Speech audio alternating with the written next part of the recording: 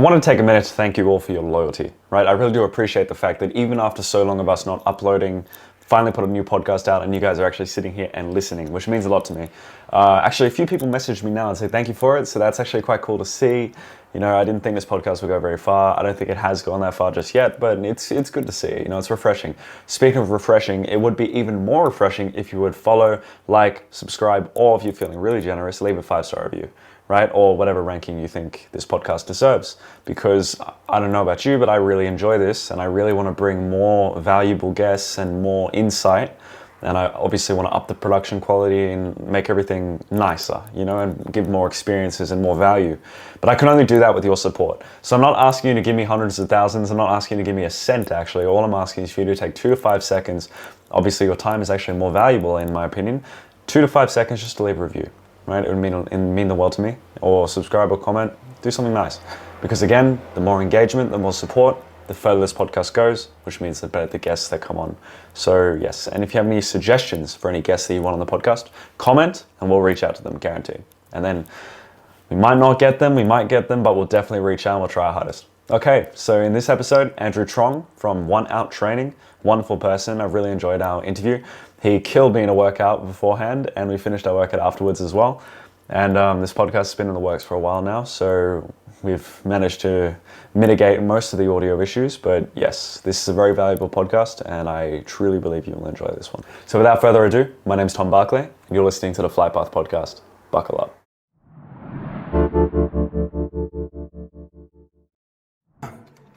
Andrew Truong, is that how you pronounce it? Yeah. Truong, welcome to the Flight Path, my friend. I would shake your hand. Thank you for having me, bro. Thank you for having me. My wrist. I've been training as a left-hander. So how long have you been doing this for? Muay Thai. We'll start with that. Right. Doing what? The training or the Muay Thai? That training. How long have you been training for like this? 7 years consecutively. Oh yeah. It shows, man. So, I'd say the fighting training's probably been only a couple of years. Mm-hmm. But the training overall, 7 years consecutively. Just in Muay Thai? Go feet wider. Feet wider? Yeah, so let the band come around the outside of your feet. Sure. Yeah, step into it, good. That's it. Huh? That's it, yeah, squat, yep, good. And then when you grab it, it's like you're thrusting into the, yeah. Oh, that's hard. Drive your hips into it. Drive your hips into it, it's like, you're finding that fucking G spot. Yeah, like literally, that's how you straighten your legs, yeah? It's all hip drive. Motion of the ocean. Yeah, that's a bit better. Push your hips through more. That's it. Yeah, that's better. Just 10, bro. Oh yeah. So, I want to know your story, man. I know you've been through a lot, more than most. Yeah. Based on our conversation we were having before, you know a lot as well. You got a lot of wisdom. So, how about we start with your age? Yeah. And then we'll start from the juicy stuff. We'll start from prison. Okay. I am 32 this year. Well, what else? What are the other questions again? 32. Yeah, 32. And then what got you on the path? Because I just want to get a quick summary of. Let's start from. Yeah, I'll start from the beginning. I'll start from the beginning. Yeah, I'll start from the beginning. Yeah, easy. So I'm 32 now. I came up through a normal household, I'd say, like, you know, like mum and dad was around, but growing up in today's age, both my parents were at work, so both struggling. They were both there at home after work, but they work like long hours, like they'll be gone like 10 to 12 hours a day, you know. By the time I wake up every day, they'd be already gone at work. I'd come home from school and no one's home. It would be like one of those ones. And I was alone most of the time because I'm an only child. Right. So I spent a lot of time playing games. Spent a lot of time playing computer games and just trying to entertain myself. And then throughout high school, I kind of guess I was looking for a sense of belonging. So I was always with my friends and I was always out.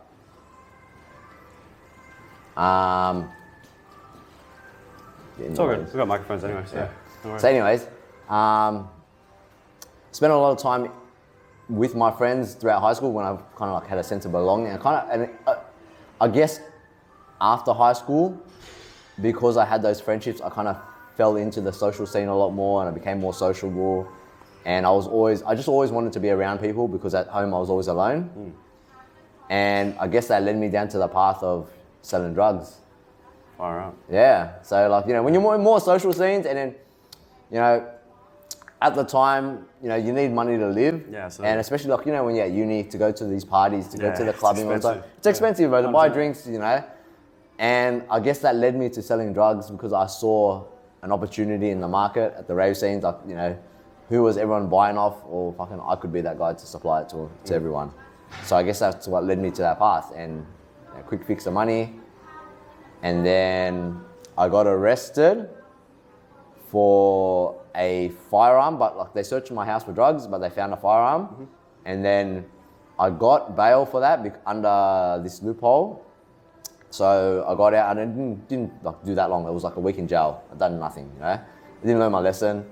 And then when I got out, I got reintroduced to someone else to sell heroin. And I thought, okay, cool. And then that's where the money was at, you know. And then I thought that was going to be my future, you know. That's it. This is my life now, you know. I make fast money and don't even worry about tomorrow. Just make all the money and enjoy it while I can. Anyways, then I got arrested, and then when I got arrested that time, like, it was a big shock to me because I knew that I wasn't going to get out like last time. Like last time I knew I was getting out, you know. My first time in jail, I was young, like you were confident. I knew I wasn't going to spend that much time in jail. Yeah, right. And I knew when they searched my house, because it was a loophole where it wasn't in my, like, they didn't find it in my room, they found it in my parents' room because my parents confiscated it off me. So technically it wasn't even in my possession. My parents took it off me as disciplinary action, you know? So I knew I was getting away with that. Anyways, this time around I was like red-handed. I got caught red-handed, and I knew that I'm not getting out of this 100%. So I was kind of like, it was a rude shock and a rude awakening. I'm like, fuck, I'm gonna spend the next, I don't know how many years in jail. I didn't know at the time yet. Yeah, damn. And then kind of like halfway through my sentence, I woke up to myself, realizing that, fuck, you know, like I have to change my life. Like I have to do something to change my life. And I guess I found that through fitness. Yeah. Good on you, man. Yeah. Well, quick question about that. It's a bit of a tough one to answer. That's all right, bro. Shoot away, bro. Well, here we go. So I want to know if you could go back and, you know, skip the first part where you spent that week in jail. Yep. Right, skip the part where you actually went to jail, and you could just have a normal ass life. You know, you didn't get into drugs, so you just kept moving forward. Would you, or would you keep the lessons you had today from what you went through? It's a tough one, but because it is a tough one. It is a tough one. You know, it wouldn't have made me the man I am today. But so there's two variations to your question that I would like to ask. Okay, there's one where if I could go back knowing what I know now, would I skip it? Or if I go back not knowing where I am, would I want to find out where I end up if I took the other path? So if I could go back knowing what I know now, I would go back. Yeah, I would go back and I'll change things. But if I could go back without knowing what I know now, I wouldn't change a single thing. Yeah. There's a certain amount of bliss to that, isn't there? Yeah. You know, like I wouldn't have learnt the lessons that I've learnt. I wouldn't have found my love for fitness, and I wouldn't be able to change people's lives through what I've learnt. Yeah, and let's say it actually made you a better man. Yeah, of course. 100%, because a lot of people, especially a lot of new people to the podcast, would look at this and be like, oh, you sell drugs, you know, immediate red flag, immediate, you know, bad guy, that's it, right? But ironically, doing the time, learning the lessons you've learned and getting into fitness made you a much better person to spread love and positivity and good morals. And already today, this is one of the most fun workout sessions I've had in a long time. So yeah, it's got to be comforting in some way. Yeah, and you know, like a lot of these lessons, like as I'm growing older, I'm starting to realize, man, a lot of the lessons they have to be learned the hard way, because life's too easy. You just don't learn the easy way anymore. You can't just learn when someone tells you 1 + 1 is 2. You have to go, 1 + 1, it's 3. No, wait, it's 2. Fuck. Yeah, all about experience. Yeah, it's all about experiences that really teach you these lessons. And I'm thinking, fuck, I wouldn't have learned the easy. Yeah. Was jail the most vivid experience you've had to turn you into the man you are today, or were there more intense experiences? I would say jail was my most toughest experience, and I'd say like that's kind of like all my trauma into one, because you know now in this day and age, like there's a label for depression. Absolutely. But when I was in jail, there was no label for depression. Like I never heard, like, I remember when I was growing up, one of my friends suffered from depression and they had to take pills. But to me, even then, I was like, fuck is depression? I didn't even know what the fuck, like, I didn't know it was a disease. Yeah. Okay, I didn't know it was a disease. Yeah. If halfway through my jail sentence that I actually knew that depression was a disease, and I knew at the beginning what I was feeling, I would have went to the clinic and I would have went, nurse, give me some pills. I'm feeling depressed. Doesn't fix it though. Yeah, I know. Yeah. But like, that's what I'm saying. Like, I would have assumed that I would have went down that path. Yeah. Yeah, I would have went down that path. But once again, would you? Would you really? Would you want to now? Now, if I was more down the, like, what's it called? Because I was led to believe, like, you know, depression was a real thing for a certain period of time. You know. But now that I look back at my life, I go, fuck, man, I was really depressed at one stage, but I didn't let the idea of depression consume me. Like, if I thought back, if I thought back to that moment when I got arrested and my first 6 months in jail, that was probably my lowest ever in my life, because I thought, fuck, everything got taken away from me. You know, I'm at least 3-4 hours away from my parents, my family. I'm in a world where I'm always on edge. I don't know what's going to happen, and I barely have any friends. Like, the people that I knew my whole life, my whole environment changed, and you know, it's a bit of a shock, you know. And at that time, I didn't know too many boys that were in jail too. So like, a lot of the times these days when boys go to jail, they already have boys that are inside jail that they kind of already know in the same social scene or whatever, you know? So they're kind of like already safe within inside. Like, I knew no one in my circle, no one in my friends were in jail. So it was kind of new to me. And I'll be honest, I was scared. I was scared in the first 6 months, but I was also quite depressed because everything got taken away. Now that I look back and I think, fuck, that was my lowest point in time, and I survived it because I didn't think about depression. I didn't think like it was a disease, you know? That's why I survived it. That's why you got through it. Yeah, that's why I got through it, because I didn't think it was a disease. If you did, you would have focused on it. Yeah, exactly. There's an amazing principle by, in that book I told you about, The Deep Work Thing, by Cal Newport. He talks about framing or something like that, where this woman, I can't remember her name unfortunately, but she had cancer. Right, and she didn't focus on it. She focused on that martini that she was going to have at 6 p.m. every day. Yeah. Right? And it's like you, different focuses. If you focus on the depression, you would have never sorted it out. And exactly. I didn't focus it because I didn't, you know. It makes you stronger as well. Yeah. But now that I look back at my life, I go, that's actually my lowest point in my life that I was actually upset, but I didn't focus on the idea of depression, and that's how I got through it, because I didn't focus on that moment. But okay, cool. So where were we? So we already spoken about prison, right? We'll go past that. Yeah. We understand that you've had a very difficult life, but you're in a better place now, and now you get to inspire the youth like me and other people who've trained. And so I want to know. So what's on the cards? Is this a permanent thing, this coaching, or do you have plans for the future? So, I would say, as a coach right now, it is a permanent thing. Because I also work as I'd say part-time. Yeah, it's kind of my full-time job too. Oh, no, it's more my part-time job. Right. Where I work with the youth. So I work for ConFit Pathways, which is a non-for-profit organization. Youth group? No, it's a non-for-profit organization, so it's a charity. Okay. We run mentoring programs for the youth inside the juvenile systems. And basically it's like, training, talk to them about life. Training, talk to them about life. And our main link is, because we've done time too, we understand what they're going through. We understand that if they don't make a change now, they might come back to jail, and we're trying to just deter them away from going to jail. Because a lot of them think it's cool to go to jail when they're in juvie, and that's fine, you know. There's nothing wrong with, like, I'd say, going down that path, but you don't want to end up at 30 and realizing, fuck, where did my life go?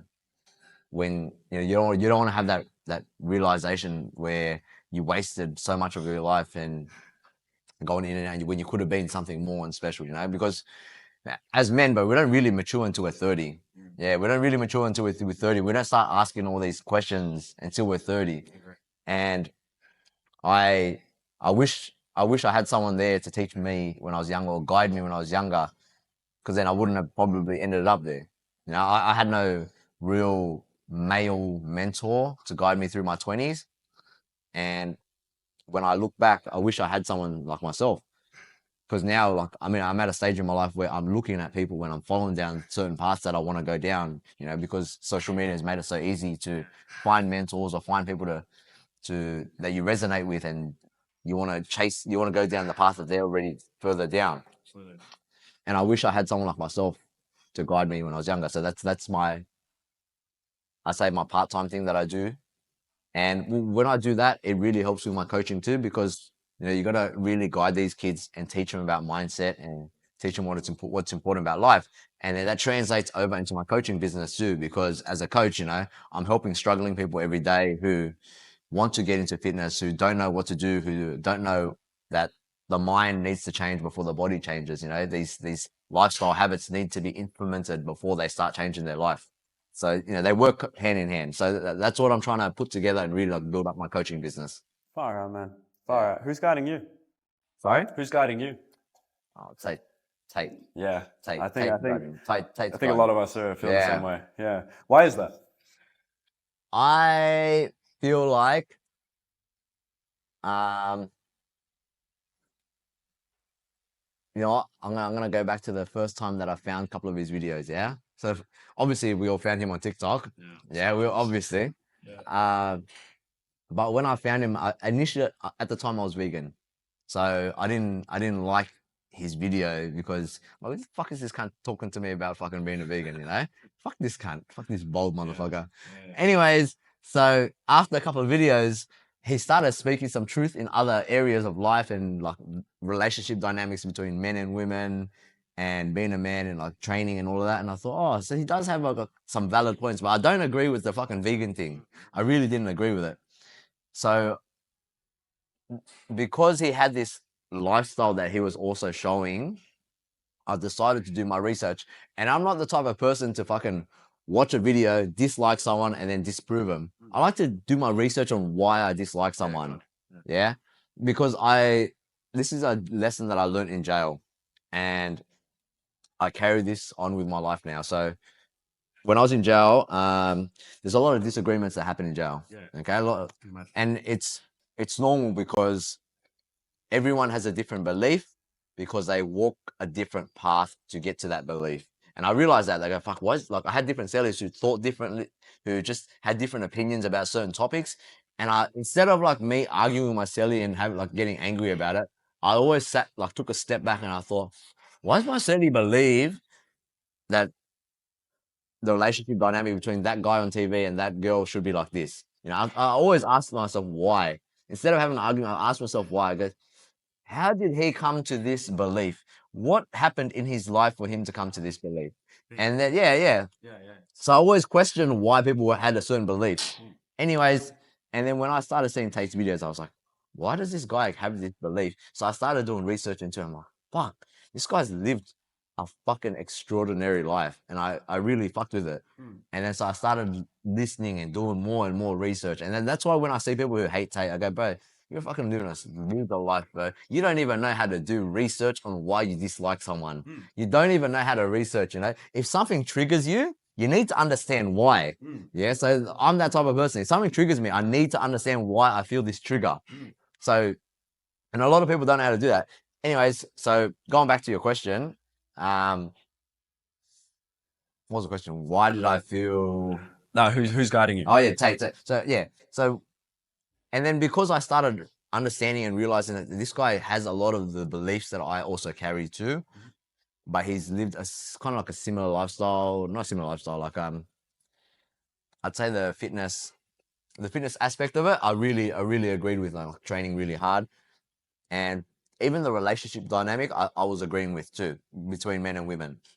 And I thought, how does this guy do these things so well? And then he started talking in one of his videos about how he communicates his ideas really well. And I thought, fuck, that's something I need to improve on too.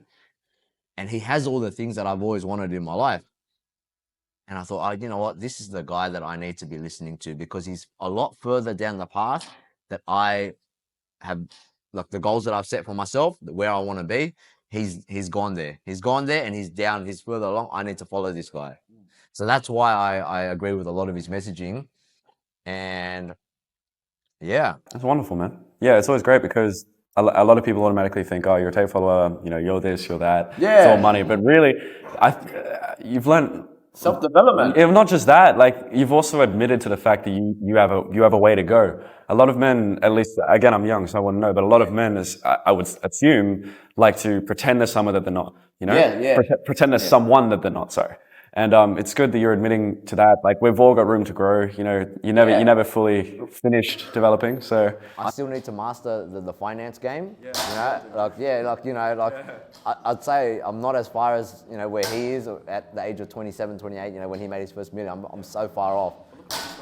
Yeah, I know, but I have my life experience, and I'm trying to learn the finance game. I'm thankful that my fitness game is really good. So it's one less thing that I need to worry about. I just need to focus on making money. Yeah. You know, and it's like what they say all the time. You know, you can't just be exceptionally good at one field, because for a long time I was just going through my life. When I first got out of jail, I thought, I'm sweet. I'll just be fit forever. I don't have to worry about anything else. I'm fit. You know, but it's like, I think Tristan or Justin Waller says, you know, you have to be like 70% all across the board. Yeah. You can't just be 100% in one and 0 in another. You have to be 70% all across the board. Yeah. And it made me realize, fuck man, I need to get my finances in order. I need to get my relationships in order. I need to be like a better person as an individual. I need to do everything.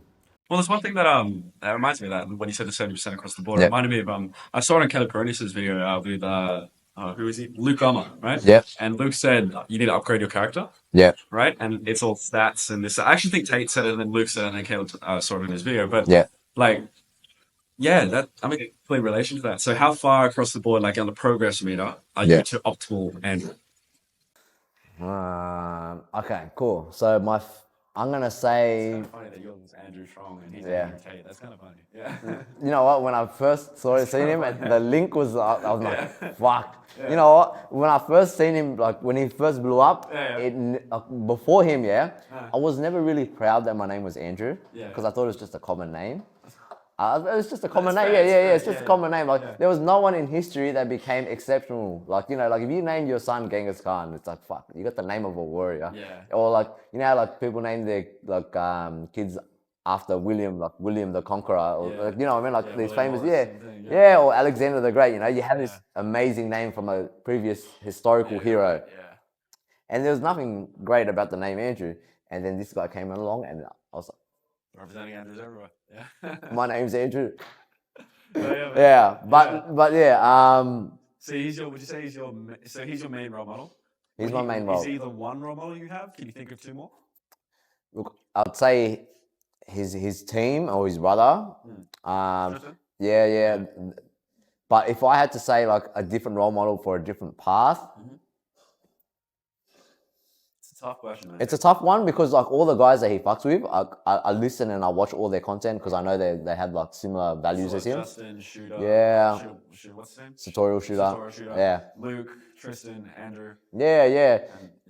Because you know what, they have everything all across the board that I want. You know, their health is in check, their fitness is in check, their fighting capability is really good, their ability to make money, how well they handle their relationships and with their women.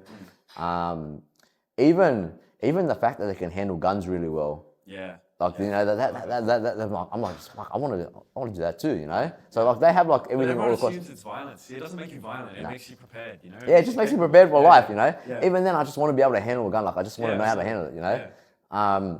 And I guess because they have all of that, I do want to follow them down that path. Because like there's all these other, I'd say like heroes in the fitness industry or whatever, you know? But like, let's say I used to follow... Oh man, what's his name, man? His name is JTX or something. He's a fitness guy. I used to follow him, you know, and I used to really like admire his body and his functionality and all of that. But now that I'm a little bit older, I'm like, fuck, I don't know. He doesn't look like he knows how to fight, you know. Yeah. So I lose interest. I lose interest in certain people who don't have it all across the board now. Yeah. That's So the thing. When you see a bodybuilder who can also fight, oh, next level. yeah. You know, so like Next level. yeah. So like anyone that I did follow before, I kind of like lost interest in them when I looked at other parts of their life that they weren't excelling in. Yeah. That's good, man. That's good. So, okay, so we'll hit a quick speed round really quick. Sorry, we just finished a workout, so my brain is just a little bit not all there. But we'll hit a quick speed round. So, what are the 3 principles that your mentors need to have to occupy your mind? So, when you look for a new mentor, what do you look for? Do you look for those 3 things you were talking about before, which is the financial stability, the life stability, and the relationship stability? Yes. Yeah. Those 3. Yeah. So you know, the first one is financial, so they got to have their shit together. 2 is their fitness capability. You know, not only are they strong and looking healthy, abs or whatever, they need to be able to like fight. I think that fitness is a big umbrella that has you have to be exceptional, or not exceptional, but like decent in all the fields. And the third one, I would say, relationships. How well they can handle their relationships with women, but not even just women handling relationships, their communication ability. Yes. I think that's an underestimated skill, and I didn't realize that until I started studying Tate more, and I realized, man, the ability to communicate ideas is so important. Absolutely. Yeah, so I think like if you have all those 3 across the board, then I'm willing to listen. So that's your advice to someone looking for a mentor, 18, 19? Yeah, you know what? Yeah, that's my advice. You know, you want a bit of everything. Because there's so much fakery, like online. I can think of a few names. I'm not going to say them here, but there's so many fake people online, and so many people that look up to it. And like even me, like when I was on my phone, again, 21 is a very influential age. Yeah, like it age is. to get influenced. And so there's a lot of people I used to follow a lot before Tate, before I really kind of figured out who to follow. And yeah, you would look at their feed, and they've got like supercars and G wagons, and you're like, oh, they've got their shit together. And then you look into it, you're like, no, they don't. Yeah. Not at all. So yeah, that's really cool, man. Well, but when I was 21, I was following like drug dealers, and you know that's what my feed was like. You know, like I knew drug dealers that were making a lot of money. Like, oh, I want that life. I want the money to spend. Isn't it crazy how if you could look back and see that version of yourself and this version of yourself? Yeah. Even your physical change. Like I saw briefly a photo on your Instagram where you went from like I was about 15 kilos heavier. It's crazy. Yeah. Like when I went to shake your hand, you always knocked me over. So it's a lie. It's right.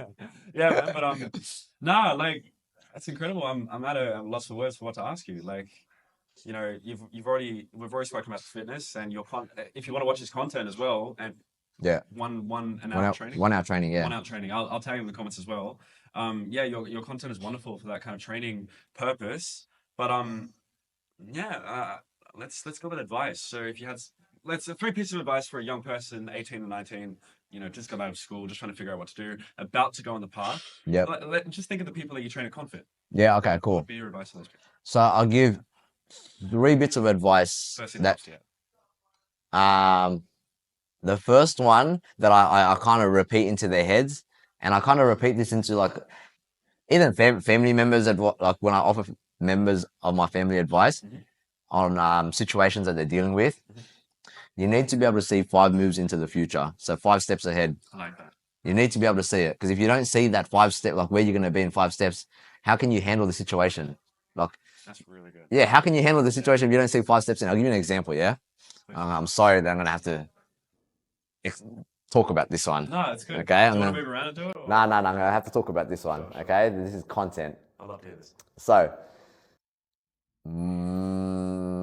a certain someone I know, yeah. Her sister's going through some abusive relationship. Okay, the man's a bit of a loser.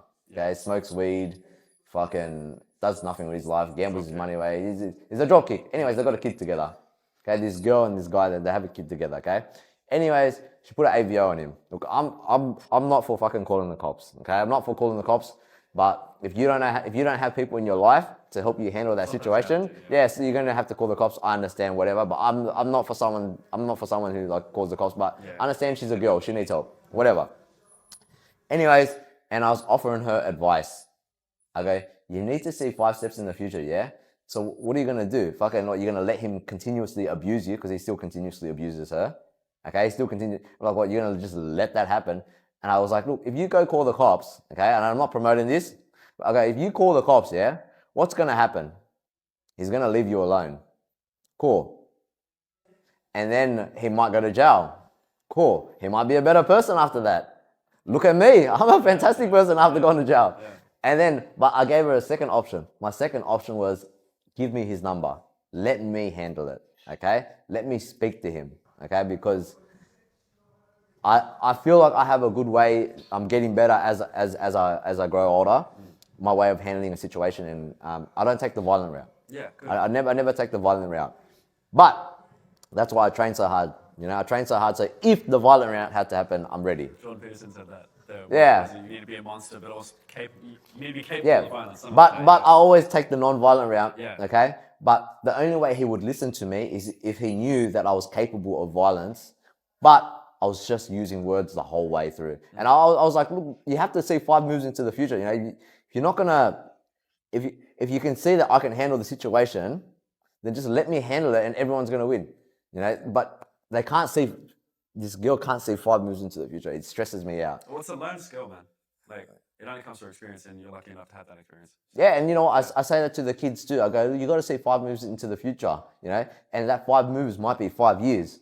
Okay, cool. 5 years. What do I want? I want a 6-pack. Cool. I can start training and start calorie deficit right now. Don't start tomorrow. Right now. You know. Okay. How do I get the calorie deficit? And we got to buy the right foods. Okay. You got to get a healthy eating habit routine. And stop eating out on Saturdays. You know. That goal needs to be broken down into the 5 moves that you're going to get there. So you need to set up those 5 moves to get to your end goal. So that's my first bit of advice. Wonderful advice. Looking 5 moves into the future.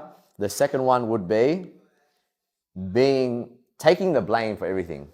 So assuming 1000% absolute accountability and responsibility. So it's like Luke Belmore says, your life is your fault. Okay, so when you understand that quote, that your life is your fault, and everything that you have done has gotten you from where you were 5 years ago to where you are today, everything that you've done has gotten you here. So you need to understand the amount of times that I've woke up late, the amount of times that I've gone to the gym, the amount of times that I sat in traffic, the amount of times that I should have left early when I didn't, the amount of things that I've eaten, the amount of times that I sat in front of the TV on a Saturday night and I just watched, the amount of times I played games. Everything is a combination, and it has gotten me here today. So the moment you understand that, the moment you can start assuming responsibility and start doing the right actions to get you from my first one, 5 moves ahead, to get you where you want to be. That's great advice, man. So the 5 moves thing is really important. Yeah, so 5 moves, so knowing the vision and seeing where you want to end up, and then when you accept full 100% accountability for every single one of your actions, then you can start taking the right actions to get you to where you want to be in 5 moves. So what's your vision? My version right now, growing my online coaching business. So right now, producing content, growing and getting my clients results so I can reach a wider audience, and improving my communication capability. So I have a lot of ideas in my head, but I'm never really that good at getting it out verbally. You know, I'm trying to grow my YouTube channel too, and growing my YouTube channel. I don't want to be chopping up videos all the time. I want to just do it in one take. So I'm really working on the way I speak. The amount of times that I say that's my tough. that's my short-term game plan right now. You know, and also man, I can barely. I'm like fully asleep already. He just put me through hell. This guy. He's not even sweating. I don't get it. And we didn't even do the burpees. We didn't even do the burpees yet. But I'm kidding. That's all right, bro. That's all right. No, we'll do it. But that's my short-term game, improving my communication skills. Yeah. And growing my business. Yeah. And then probably make lots of money.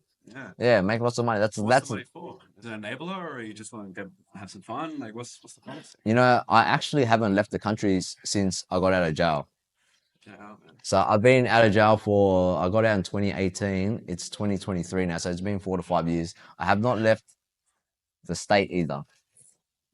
Yeah, I haven't left the state, you know. You have a long ass holiday. I know, I will. So like I want to make a lot of money, and I want to see the world. I want to see the world and just enjoy my time. Where are you gonna start? Probably Asia. Yeah. I return to the motherland. Where is the motherland? Never asked. Vietnam. Vietnam. Yeah, Vietnam's the motherland. Yeah.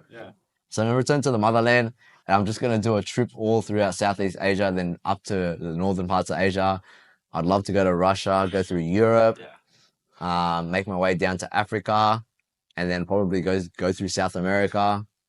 I want to see the wonders of the world too. I want to see all the pyramids. There's a whole world to see out there, and and I don't want to do it in a cheap way too. I want to be I want to be comfortable. I want to be in a nice hotel. I want to not be rushing from airport to airport. I just want to be cruising. And then as I'm like going from the hotel to the airport, I want to be able to look out the window and just take it all in, you know? Yeah. I don't want to be worried about anything. Yeah. I don't want to be worried about. I just want to be on holiday. Man, if anyone can do it, it's you. Like, seriously. And the reason I say that, and it's not just specifically to you, Andrew, it's to anyone who works as hard as you. Yeah. Right? Because again, you're up in the morning, you go to bed at the same time, you stick to your tenets, as you said before. One of them was time waits for no man, which is brilliant. And if you have that set policy that you stick by with extreme discipline, anyone could do what you've done. Anyone can get to that point. And we just need role models like you. That's it. Because again, our audience is a majority is younger people. Yeah. It's around 16 to 30. People have like more time on their hands to, just wonder and ask questions of where they're going in their lives. Yeah. So that's mostly where my messages are being aimed at.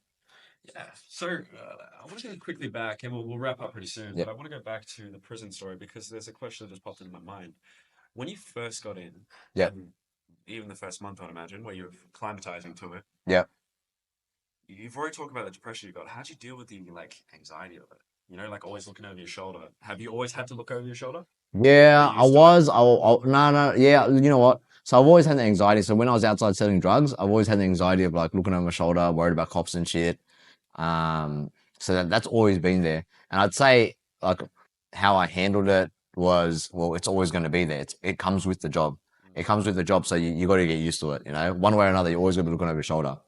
And when I was inside, I just expected, well, fuck, if this is my life for the next 4 years, the anxiety is not going to go away. It's just how well you handle it, And I always looked over my shoulder because when shit pops off in the yard, it'll go like that. Everything will happen in an instant. And you won't even know. Boom. So you just got to always be somewhat ready and just know that it's there. It's more so you can't avoid the anxiety. You can't avoid it. You just have to be ready for it. And for the first 2 years, I wasn't really ready for it because I thought that if I just minded my own business in the yard, walking up and down, reading a book here and there, and just minding my own business, I'd be fine. Not getting in anyone's way. Don't get involved in the drugs. Don't get involved in gambling. Don't get involved in nothing. I would be able to steer clear. Yeah, that's what I thought. That's what I thought. But, when you're like of some ethnicity inside jail, if your boys get involved, you're involved. Yeah, you're dragged into it. Okay, you're dragged into it. Pretty much. I know jail's a little bit different now with the postcodes, but back when I was doing jail, like if you're an islander, and one of the island boys got involved in some drama, automatically you were involved. Same thing if you were Koori, you were Lebo, you were Asian. Like, if one of your boys got involved, your whole race, all your boys were involved, no matter what. And there's a certain level of respect that you have to give for that. How rare is that when, for example, I see a lot of, especially in in the North Shore areas and stuff, a lot of schools when there's a school fight, even your best mates to be on the sidelines, just kind of, yeah, man, you got this. No one ever got in, and then I meet people who are fighters, people who've gone to jail, and then if one of their friends gets in a fight, they all get in a fight. Yeah. And I don't know. I kind of respect that. I don't condone violence. I agree in always being ready for it, but I do condone extreme brotherhood. Maybe not race brotherhood in that regard, but just brotherhood in general. And it feels like a rare skill, man. I don't know where that came from, but like I guess it's like survival in there, and if you don't back up your people, and I guess that came from like letting other people know that your people can't be picked on. I guess that's what it came from. Yeah. All right, man. Well, let's end this on the final question. Yeah. This is a fun one. Yeah. Right. So I want to know what are some of the unspoken rules of prison? Of prison? Yeah, unspoken. The ones that people don't know about. Like who do you not cross? Like, did you learn these rules the hard way? Stuff like that. Let's see what we come up. Unspoken rules. There's got to be a few. It'll come to mind, I'm sure.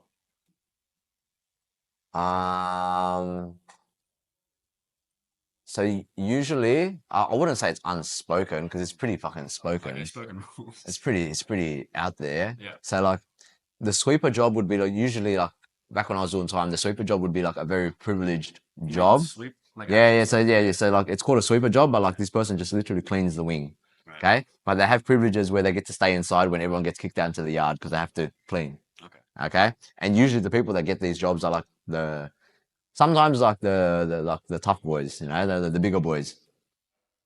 And to make their job easier, you'd automatically assume that everyone in the wing is going to clean up after themselves. Yeah. So he didn't have to do it. Right. Yeah, and you know, like if you left something out, he'd fucking scream in the whole wing and he'd let it be known that who the fuck left this out? Who the fuck didn't clean up after themselves after they used the microwave? And then you'd be like, yeah. Yeah. Oh shit, sorry. And then you'd have to like go say apologize to the bloke or some shit. When you go apologize to him, knowing that he might crack you one. I guess that's like a little bit of like a spoken, unspoken rule. Like you just know to clean up after yourselves when you're using the kitchen. What else is there? I think Special kitchen. yeah. Yeah. Petty thieving was another unspoken rule. So like going into someone's cell and taking things. People do it, bro. People do it. Yeah, So yeah. So petty thieving was an actual thing. That's an unspoken rule. Like, you don't petty thief from anyone because it's like it's petty. You know, you're just stealing like fucking a cookie or fucking whatever. It's yeah. It's ask for it. You know, it's petty. What else was there? That's all I can remember for now, bro. I mean, I don't remember. Like, you know, people think like I just from movies and stuff, and that's what's coming to mind. Where I think prison's some sort of rough and tough place, and of course it is, but not animals. Like they're still men, they're still people. Yeah, we're still men with morals, exactly. you know. We're still men with morals, especially in the main population. There's still like a lot of good men there who as long as you're not a bitch, then like fine. Like I would imagine. Yeah, not fine, obviously. Yeah, well, like, right, most of the time, and I learned this from Tate recently. You know, respect is linked to fear. You know, I'm sure the guys who are like the biggest tough guys or whatever, you know, they're nice guys. They're gonna. It's not like they're gonna show other people respect automatically, but they're nice. They're nice to other people because they know that they can put it over them. Yeah. You know, and like I wouldn't say they respect everyone, but they're nice to people. They're nice to people, you know. They're not going to be dickheads because they're nice guys. But I really do think respect is linked to fear because, you know, you're going to have to respect someone if you somewhat fear them, you know. And I learned that in prison too. It's not a bad thing. Yeah. Yeah. That's about it, bro. All right, man, we'll cut it here, but tell you what, this is fantastic. And I'm going to have to recover for a couple of days after this workout. And we haven't even started yet. We haven't even finished yet. Yeah. So yeah, anyway, Andrew, it's been a pleasure. Thank you for coming on. No worries, bro. And do you want to plug your socials real quick? Yeah, 1 Out training for my Instagram. Same thing for Twitter. Same thing for TikTok. But I think my YouTube is 1 Out TV. Or it could be 1 Out Training too. Yeah. And tell you what, just by this training session alone, he's a wonderful trainer, really knows his stuff, wise, kind, and give him a crack. Okay, Andrew, thank you very much. Thank you, bro. Thanks.